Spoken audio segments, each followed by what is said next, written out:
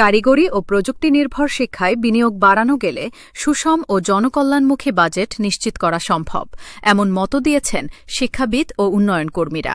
Global action সপ্তাহ ২০২৬ উপলক্ষে চট্টগ্রামে আয়োজিত এক আলোচনা সভায় উঠে আসে এসব কথা।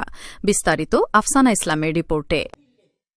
গ্লোবাল অ্যাকশন সপ্তাহ ২০২৬ উপলক্ষে সোমবার চট্টগ্রাম নগরীর থিয়েটার ইনস্টিটিউট গ্যালারি হলে আয়োজন করা হয় আলোচনা সভা। গণসাক্ষরতা অভিযান, ঢাকা ও যুগান্তর সমাজ উন্নয়ন সংস্থা জেএসি-ইউএস এর যৌথ আয়োজনে অনুষ্ঠিত এই সভায় আলোচকরা বলেন, শিক্ষা বাজেট বাড়ানো মানে কেবল সংখ্যা নয়, এটি ভবিষ্যৎ মানব সম্পদে বিনিয়োগ।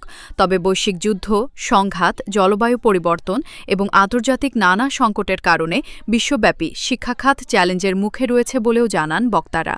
তাদের মতে, শিক্ষকদের মর্যাদা ও সম্মান নিশ্চিত করে টেকসই বিনিয়োগই পারে একটি যুগোপযোগী শিক্ষা ব্যবস্থা গড়ে তুলতে।